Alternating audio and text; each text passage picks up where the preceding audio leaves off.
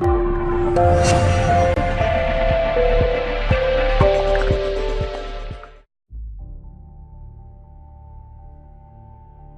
reason why Nick Saban is where he is because Nick Saban eats, sleeps, drinks football.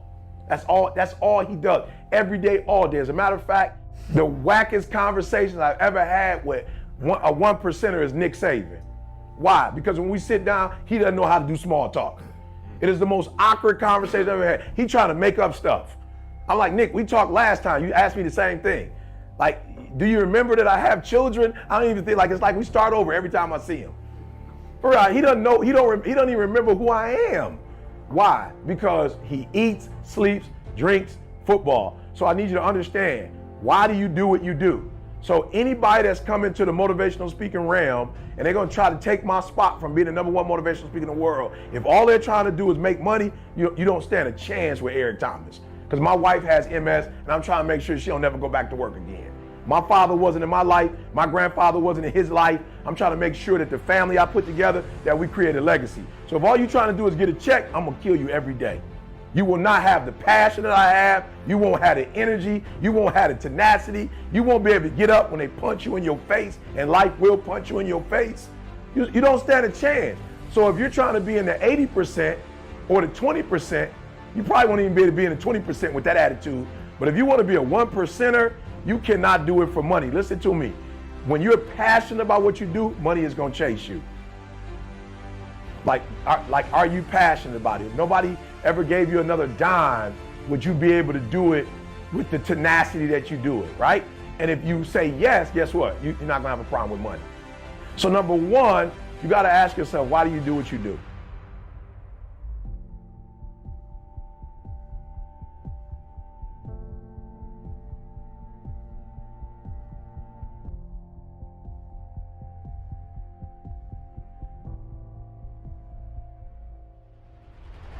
What the 1% do is the reason why they execute is because they focus on the real minor stuff that nobody else is paying attention to, nobody else is watching. And how do you do that? By vertical and horizontal communication, right? So whatever skills you have, when you knock on the door, you're sharing those skills with me. But the non-1%ers, what do they do with great information? Keep it. You're thinking it's giving you an advantage, but actually it's giving you a what? It's a handicap. Let me tell you why. Nick Saban says something deep to his team. He says that every year, one of our guys leaves and goes to another team. And they have our playbook, they have our strategy, they have our scheme, but they're not Alabama. So even when they leave, they're not gonna be able to duplicate what we do. Because when they leave and go somewhere else, now the team that they're talking to is not the team we talking to. So now when they go, they might be the top dogs, but they're not talking to champions. What makes us different is that we're still talking amongst each other as champions. They're going to a team that's trying to get where we are. We already here. So what Nick understands is I'm not the man. Collectively, we represent what makes us the greatest. So again, let's keep talking. For real, why do you host up? Why don't you share? Why don't we come together on a regular basis amongst ourselves, not with the staff, but we're coming together and talking. Why don't we talk more amongst ourselves and share what we're reading, what we're studying? When in actuality, it is the duplicating of yourself that will take you to the next level. For the most part, a large majority of people work for, answer that question for me. A large majority of people take jobs and work for other people. Yeah, but that's not the number one, money. Yeah, so I'm just one more time. So the majority of people take jobs for Money. Good, the 1% doesn't. All right, so I'm gonna give you guys a quick example. So, and my wife brought this to my attention the other day. So we travel a lot. So there are car services, and we try to find a car service and use the same car service in every city, right? We try to find one that's international. So fortunately or unfortunately, I did some work for Forbes the other day, and one of the young men who was associated with Forbes put me on to a new car company, right? So my wife and I had a car company. They gave us a new car company. They're both car companies. And when we got out of the second one to go to the airport, my wife said to me, wow, did you notice that? And I was like, notice what? She's like, did you notice that this car service didn't have any water?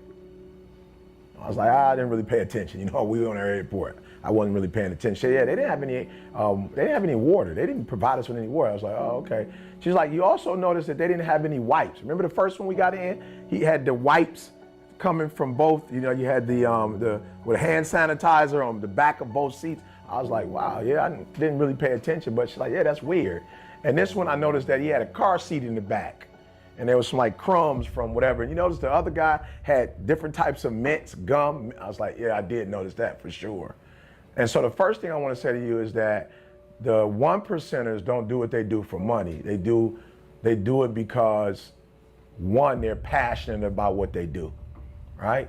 So it might seem small that the guy had water, he had the hand sanitizers, he had the mints, whatever, and the other guy didn't. And here's the last thing my wife said. She said, man, I noticed the last guy, when he dropped us off, he just dropped us off. The other guy dropped us off, grabbed the bags, wouldn't let you touch the bags. He opened the door for me. Do me a favor, when we travel the next time, can we use the first service that we normally use? I was like, no problem whatsoever. So the guy who was doing it for money lost the money. Just want you to imagine that. The guy that was doing it for money lost the money. But the guy that was doing it because he's truly passionate about transportation, service, and providing a service for a person, that guy is actually going to get our business back. And watch this. This is what's so funny. The guy who did it the second time for us, they actually did it for free because they looked out for us, because they wanted us to come back and try them whenever we're in New York. And even though it was free, we're not going to be using them, right? Because they were doing it for money. So I need you to do me a huge favor. I need you to understand that what drives you to do what you do is also going to determine how long you do it and at what level you do it, right? I need you to understand that. How long you're going to be doing it. So some people will be doing sales jobs and they'll go through 15, 16 different companies, right? Some of us will be doing what we're doing, like speaking and working with ETA, and now with you guys, I'll be doing it for as long as I want to do it. Why? Because I'm not doing it to make money. As a matter of fact, to be honest with you, there's nothing that I do that I start with money. I'm not saying there's anything wrong with it, but I never even start there. I start with, what do you want me to do and how can I play a significant role? Because I don't even want to do it if all I'm going to do is get is a check. Like, I'm not even interested in doing it. If all you're going to do is give me money, I don't want to do it. So I remember a time when I found out that Tony Robbins was the #1 motivational speaker in the world. I never knew who was who. But when I found out Tony Robbins, I was like, wow, he's #1. And I remember people would call me and say, Eric, are you available? I'm like, yeah, well, Tony wasn't, so we call you. I was like, whoa, I felt good about that. I'm like, whoa, I'm coming behind Tony Robbins. That's pretty sweet. I'm sure he can't do every gig that he's called to do. But then I remember saying to myself, what if you go hard, E, and you give it everything you have? I wonder, could you be on the same level as Tony Robbins, right? And so I got on the same level, and not speaking, but CJ brought to me the other stuff that he was doing. And I was like, yo, I have to become a better person, not a speaker, but a better businessman to get on his level to do that, right? So I want you to just stop for a minute and just ask yourself, for real, like, what's driving you? What's driving you to do what you do? What's driving you? And are you taking shortcuts, right? And you are taking shortcuts if you're only doing it for money. And I'm just being honest with you, I'm not playing. So when I tell you Nick Saban, Michael Jordan, LeBron James, Kyrie Irving, what makes them different is that they're all NBA players. But some of them kind of care about the game more than they care about the check. They really honor the game itself. I honor my craft. Do you honor your craft as a serviceman, not a salesman? Do you honor your craft as not a salesman, but a serviceman? That I'm literally coming here to give you a service. So that's #1. Our focus is not money, and that's why we make more of it. I never have a problem with making money. To Josh's point, I'm probably saying no to a few million a year just because I have decided not to play the numbers game. Now, I talk to the Canfields. right? You know, I'm talking Jack Canfield. I talked to those guys. You know what they told me? They was like, yo, E, back in the day, we played the numbers game. So literally, we did like 20 gigs a month, and we just racked it up and made millions. I could do that right now. Right now, I could play the numbers game, but I've decided that I don't necessarily want to be, and I don't mind being on the road for 30 days, but I don't want to speak every single day. But I have been able to make millions doing what I'm doing. And there's still more money to be made if I wanted to make it. So I want to help you. The 1%, they don't focus on the money, right? They focus on the passion, right? They don't focus on the what? They focus on the passion. They focus on the craft. And if you would focus on your craft, you'd be one of the best at what you do.